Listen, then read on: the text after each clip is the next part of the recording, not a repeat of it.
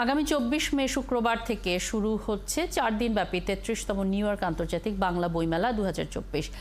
Jamaica performing arts সেন্টারে আয়োজিত এবারের বইমেলা উদ্বোধন করবেন বাংলা একাডেমির মহাপরিচালক কবি মোহাম্মদ নুরুল হুদা। বাংলাদেশ, ভারত ও উত্তর আমেরিকার স্বনামধন্য ৩০টি প্রকাশনা প্রতিষ্ঠান অংশ নিচ্ছে এবারের মেলায়। বইমেলাকে সামনে রেখে মঙ্গলবার নিউ ইয়র্কের জ্যাকসন হাইটসের একটি রেস্তোরাঁয় সংবাদ সম্মেলনের আয়োজন করা হয়। এতে বক্তব্য রাখেন আয়োজক প্রতিষ্ঠান মুক্তধারা ফাউন্ডেশনের চেয়ারপারসন ডক্টর নুরুন নবী, প্রধান নির্বাহী বিশ্বজিৎ সাহা, উপদেষ্টা গোলাম ফারুক ভূঁইয়া ও এবারের বইমেলার আহ্বায়ক লেখক হাসান ফেরদৌস। এবারের বইমেলায় পদ্মশ্রী পুরস্কার বিজয়ী সঙ্গীত শিল্পী রেজওয়ানা চৌধুরী বন্যা সহ বিশিষ্ট শিল্পীদের অনেকেই সঙ্গীত পরিবেশন করবেন।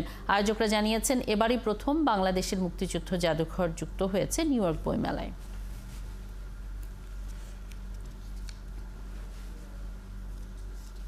আমাদের উদ্বোধক আপনারা অনেকে জেনেছেন এর মধ্যে বাংলা একাডেমির মহাপরিচালক মোহাম্মদ নুরুল হুদা। এছাড়া আপনারা তালিকা অলরেডি পেয়েছেন, দেখবেন যে অসংখ্য অতিথি আমরা পাচ্ছি বাংলাদেশ থেকে এবং অল্প সংখ্যক অতিথি ভারত থেকেও আসছে। সবচেয়ে আনন্দের কথা, বিপুল সংখ্যক প্রকাশক আসছে।